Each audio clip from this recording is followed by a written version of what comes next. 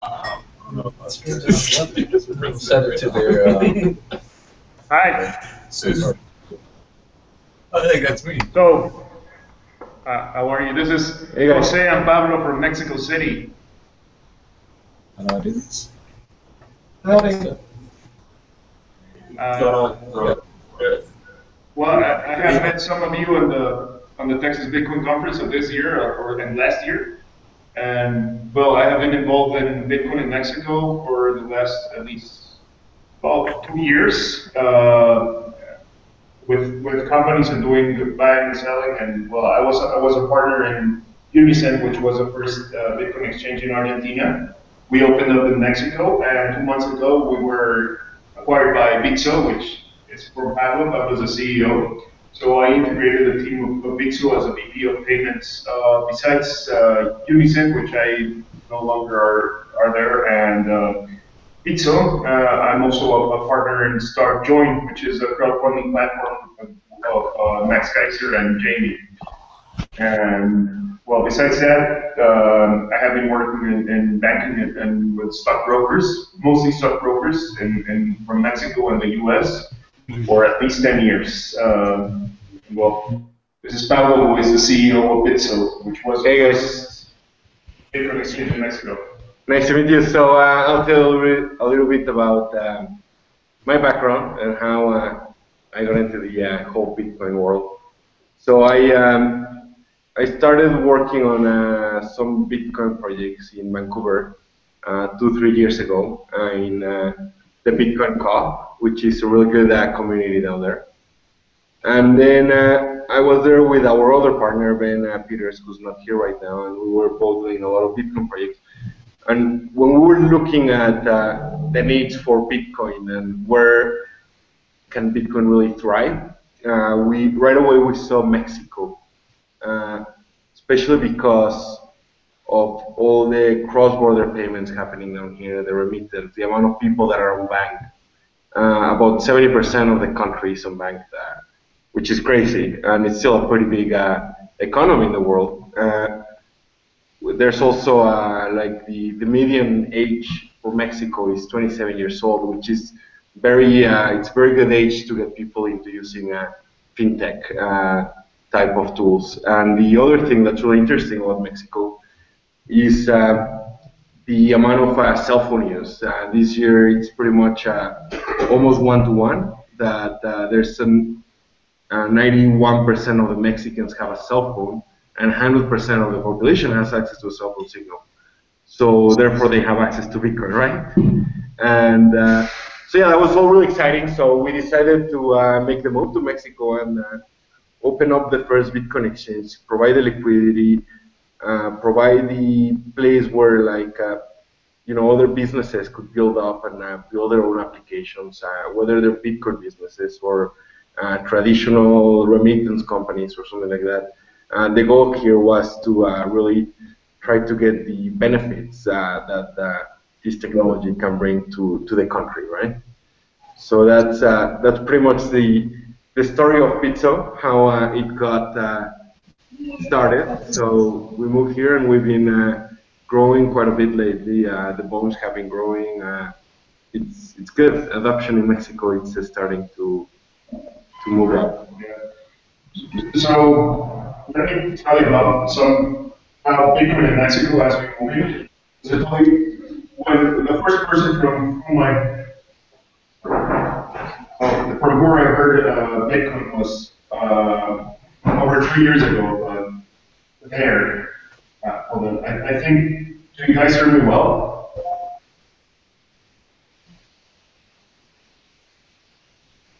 Oh, it's lagging a lot. Sí, creo que tenía lag.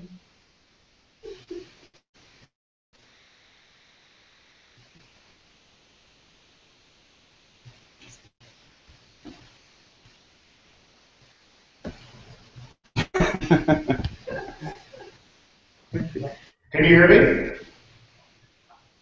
You guys Can you good? hear as well? We can now. Okay. Real quick, guys, your video and audio are lagging, so I shut it off and then turned it back on again.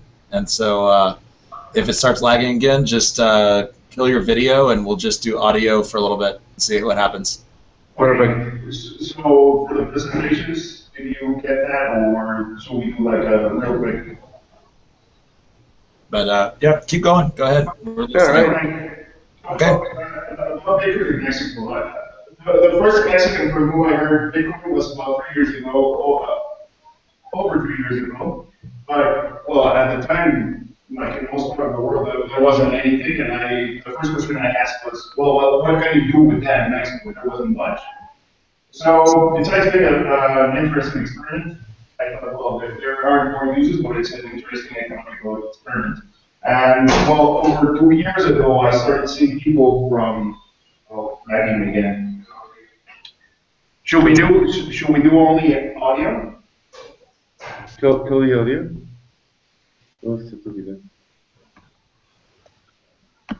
Turn camera on. How's the audio? Is that better? Yes. All right. So it seems the connection is not that good. So, well, I started buying and selling bitcoins. There wasn't anything in Mexico, just local bitcoins. So if you found someone that had bitcoins, the spread in Mexico was amazing. It was at 20%, from 20 to 10%. So I started buying and selling, and it was a very good business. And I started exploring what else is there to do with bitcoins, and I said, well, there wasn't any bitcoins here in Mexico, and there wasn't any companies at the time. So I was planning to do an exchange. At that time, I started doing meetups and conferences in Mexico. That was at the beginning of 2014 with Daniel from NextBT and Cesar Belcan, which is the first miner in Mexico from Bitcoin. So we started doing meetups and conferences and trying to spread what Bitcoin was and the opportunities. And while Gabriel and myself were trying to make the first Mexican exchange, and while I was traveling to Argentina to break the deal with Unicent that bring it to Mexico, and then Pablo, at the time he didn't want to tell me what Bitcoin project he was doing, but we met and he told me he was doing a Bitcoin project. And well, the big part that he did is that he promised run Gabriel and myself, and he beat us to having the first Bitcoin exchange here in Mexico. So that was the first Bitcoin exchange. Afterwards, we brought Unicent to Mexico, and NextBT opened up. And besides us, there was Monolith, which is a Coinbase type service of not open trading book, but just Before they have an exchange. yeah. And, Circle. yeah, like Circle or like Coinbase before. So when we started doing the conferences, going to colleges, doing the meetups, and in March of 2014, the Mexican Central Bank made a similar statement as they did in most countries about not banning Bitcoin, but doing a warning, saying that it wasn't backed by the central government, that they didn't recognize it as money. So when I saw that, at the time Bolivia and Ecuador were banning Bitcoin, so what I didn't want to happen was for Bitcoin to get banned in Mexico. So I contacted the Mexican Central Bank and we appointed a meeting. We went to the Mexican Central Bank and I involved everyone that I knew at the time that companies or interests in Bitcoin, including Pablo at the time and Daniel from XPT, Cesar, and another friend called Daniel, who's another Beltran, who is much in the security and the technology side. And we went to the Mexico Central Bank and they told us, well, there aren't any regulations, we're not going to ban Bitcoin in Mexico. We are very interested in what you are doing, but we have much bigger problems in the Mexican economy right now than Bitcoin. And, well, I don't know if you want to add something about that first meeting. Yeah, I mean, the main thing it was it's actually quite positive, the outlook, and the most surprising part about it is how well versed they all were with Bitcoin, right? They're looking into it. I mean, Jose can talk about it in a little bit, but they're really investigating the technology and see how that can be applied to their own systems. To our surprise, at that first meeting, Luis Daniel and myself were invited for a second time.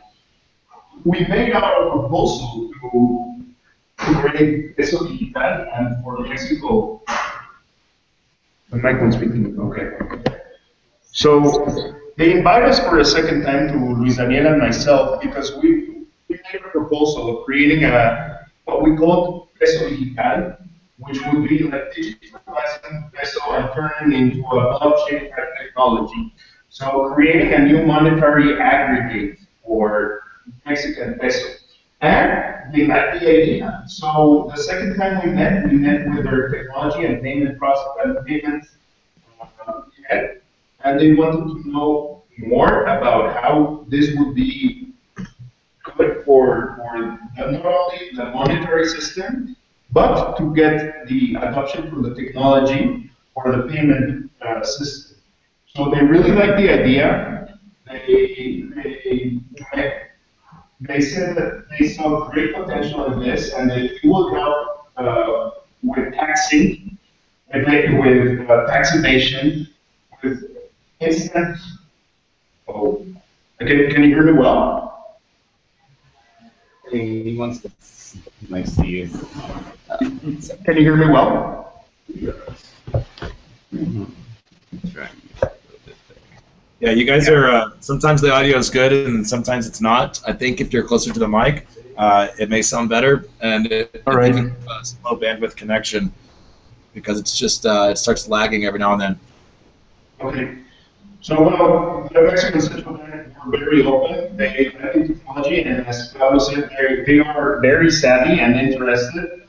We tried to get them to buy some Bitcoin, but we couldn't. But at least they are very savvy and they were very interested. Of what they told us is we are open to any type of technology. It's Bitcoin, blockchain, payment system from other world, and we want to have the best payment system in the world in Mexico. So that was great. That meeting went great. We haven't had another one, but we need to have another one. And so in the regulation side, that was about a year ago, so it's still in high stuff. We talked to some other regulators, that are not back in Mexico. And it's very positive overall. I mean, it's still not regulated like most places. There's no bid license here yet or anything like that.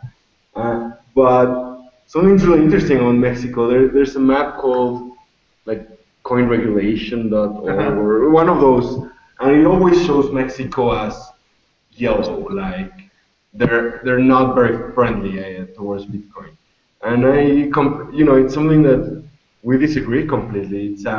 It's actually a really good place for Bitcoin companies to thrive. Yeah. And it's a good place where like one of the government organizations that really works in Mexico is the central bank. Compared to some other, corruption that is very obvious in Mexico, the central bank is awesome in Mexico. They're very forward-thinking. They're very responsible. We didn't have a financial crisis in 2008, and that was all because of the central bank. So it's actually a really good country for Bitcoin, and the map always comes in yellow, and that's a bit concerning because it's not. It actually should be green, right? So I just if you want to know a little bit about the number of Bitcoin in Mexico stats, it's actually very friendly. Well, the first companies that were the exchanges, Bitso, MXPT, Unisend, Monabit, and now we are starting to see the next level of companies which are still developing in Mexico, like in other countries where Bitcoin is more developed. Communities are starting to grow. We don't have that big of Bitcoin communities. It's more of people who have curiosity about Bitcoin and not regular communities like you have. We need to enforce that. We need to make that grow with more regular meetups. And, well, Mexico has a great potential. Can you hear me well? Well, And actually, this year, the Latin American Bitcoin conference will be held in December in Mexico City. So last year it was in Sao Paulo, and in 2013 it was in Buenos Aires, and this year it's in Mexico City as well. There's a lot of potential in Mexico. It's a huge market, and it's the nearest one to one of the most active markets in Bitcoin, which is the US. And so we have a lot of work still to be done, but we are moving forward as Pablo mentioned. Yes. And something I want to add about payment systems here in Mexico. There's a bit of a mission to remove cash. It's still a very cash-based society. So some of the payment systems here in Mexico are amazing. So the bank-to-bank transfer system in Mexico is called SPEI, SPEI, and it's one of the most efficient bank-to-bank settlement systems. Basically, you can send, it's like ACH in the US. You can send an ACH and the settlement happens within a minute. Yeah. And seconds, I mean, it cannot happen more than a minute, like for more time than a minute. So something, for example, that allows us to do in Bitso is that it was pretty hard, but we've done a bank rate integration into that system. We're connected to that system like any other bank. And it allows us to receive funds to our customer's account real time, basically, from their bank accounts.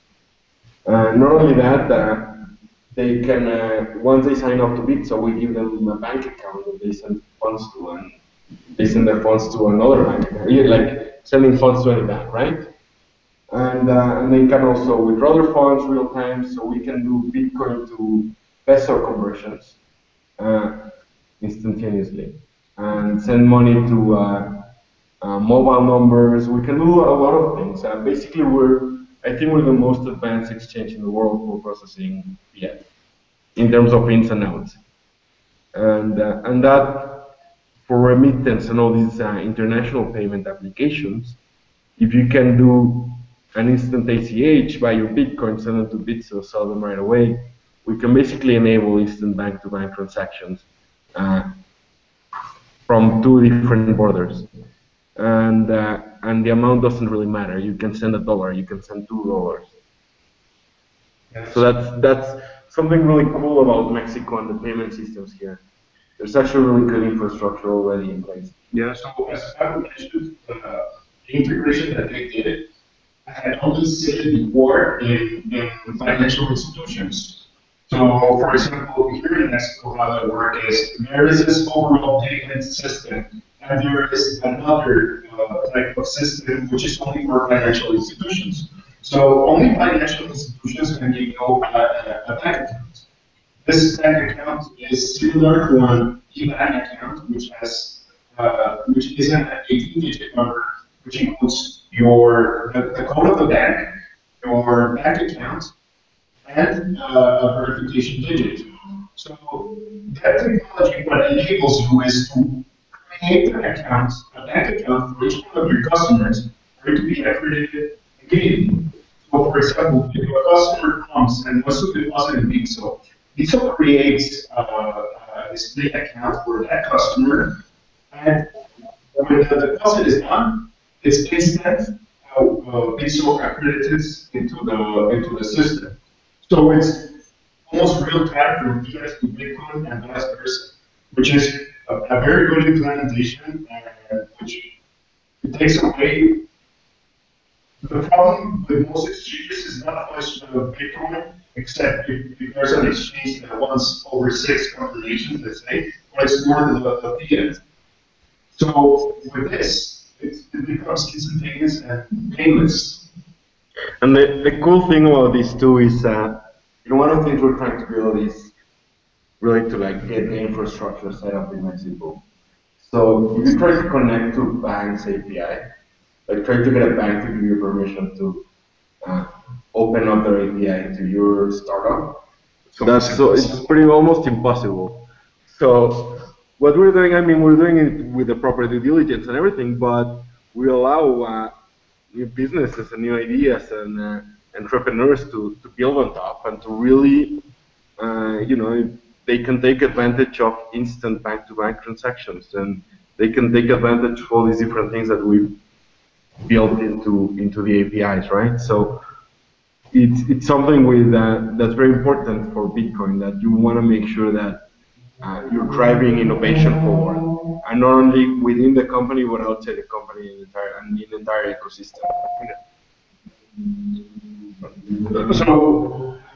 So well, that the team and what we're doing in Bitso is something that I saw when we were working out the deal of the integration.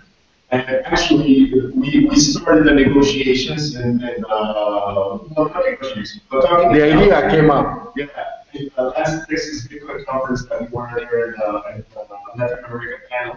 So Pablo was there with Bitso, I was there with Unison. And that is where we started talking about the integration and how that we became the acquisition. So I Thank you, Texas. Yeah, this is Texas, Bitcoin conference yeah. this year. So I started with Unison in March last year when I traveled to Buenos Aires and was looking for people to create an exchange.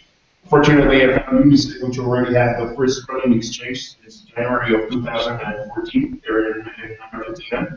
We brought it over to Mexico in July, and 2 months ago we closed out the deal with Pablo to close for the acquisition of Unison Mexico to close out Unison and for me to integrate into Bitso.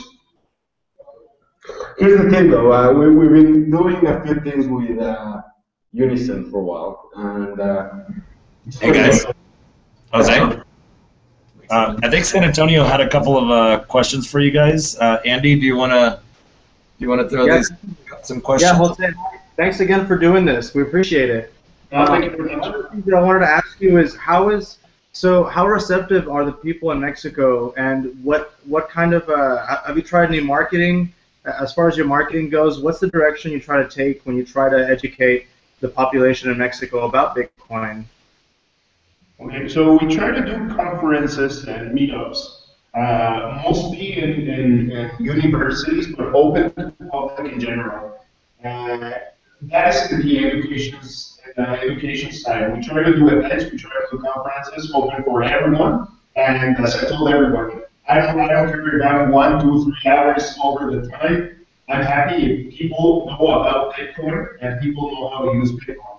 And another big thing is that Bitcoin has been doing a lot of noise in the news, especially this year. So more people come to us asking us, what is Bitcoin? What are you doing with Bitcoin? What are the advantages? So now it's not only that we are telling people, but people are also coming to us.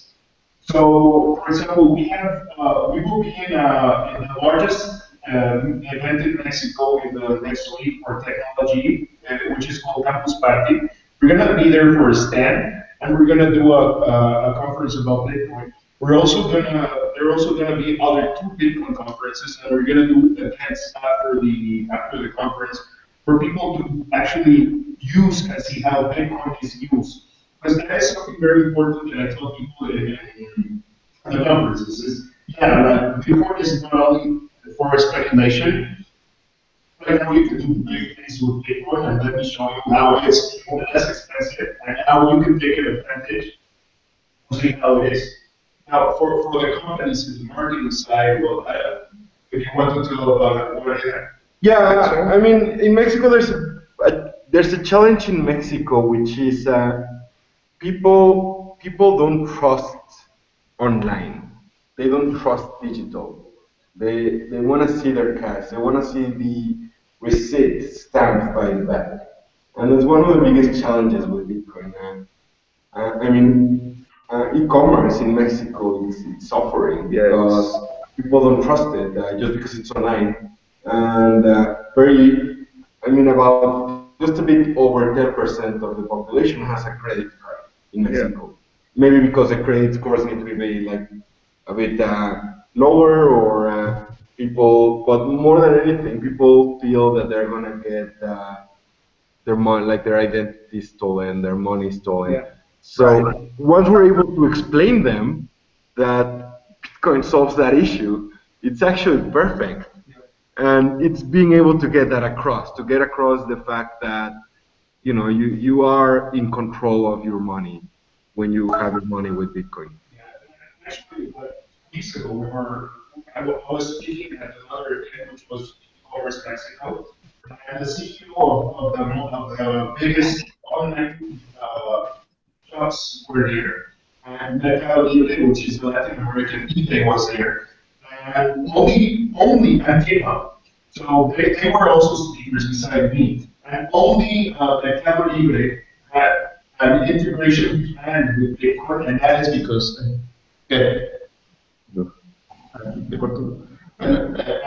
that is because they already knew about Bitcoin. But for the rest of them, that they heard for the first time the advantages that Bitcoin had. They heard about the advantages that Bitcoin had at that conference. So there's a lot of work still to be done to get people like. Well, I spoke just before PayPal, and and I told him one of the advantages that we have. Andy, are you there? Oh, we're dead, dude. Oh yeah. That's awesome. I can hear you. But mostly yeah, there's still a lot to be done. And there's still a lot of work. And well, the marketing has been very like. Well, our market for us, we're a bit of an exception, right? Because we're infrastructure, and our focus is more on businesses, and we're working on remittance companies. We're working with a lot of different businesses, and traders and market makers and things like that. So it's a bit more targeted. It's not like we're evangelizing directly, right? We try to, but we're getting more of the actual the applications Right. for international payments. One more question. If anyone else doesn't have any more questions, can I ask the last question? Go Are for y'all it. good? Adam? Yeah, we're good. You guys have no questions? I can ask the last question. Go for All right. it. Hey, Jose, one more question. As far as the usages for Bitcoin in Mexico, I'm sure you touched on remittances a little bit, but have you seen people being more receptive to just using it flat out as a currency? Or is right now remittance the most important? You think that's the biggest hurdle to get over, and then you think it'll organically move over to currency as far as how Mexico could be using the technology? I think it will mostly be used as end-to-end service, not as a currency right now, because the people are afraid of stocks because of their volatility. As you know, Bitcoin volatility is really high. So I think it's great services like what Pineapple and mostly they reserve go that they added Mexico peso. So people at least when they have peso and they want to not be in the financial system, but to get their pesos locked up to the peso value, they can use that. But we have been looking into the remittance business. Definitely, it's the biggest pie that we have to go for. Well, not really. The biggest pie, it's international trade. International trade in Mexico is massive. Okay. It's 40 times larger than remittance. It's one of the countries that imports and exports most. Obviously it's not China, but it's pretty big, right? So yeah, I agree with Jose. It's more of a back-end service right now. The initial applications for the masses. Will it become a currency? Yeah, the peso is not the strongest currency, but it's not a bad currency either. It's not a, so it's a bit tough. It's not like Argentina, where people really want to get out of the currency. It had been stable unless at least for this most of the year. Right now it isn't. It has been over the last months, but one of the biggest problems that we had in Mexico was that before 2000, in 1994, every 6 years when we had a different president, there was a huge devaluation. I don't know how many of you were Yeah. yeah. So, for example, what happened in 1994, the peso to the dollar was 3,000 pesos per dollar. And in less than a week after the presidential election, it went to 12,000 pesos and it established at 9,000 pesos. So that is 300% above the price that had been going on. And that used to happen every 6 years in Mexico. So in 1994, they took out 3 zeros of the Mexican peso. So 3,000 pesos become 3 pesos, and the dollar, which was 9,000 pesos, become 9 pesos, but 9 new Mexican pesos.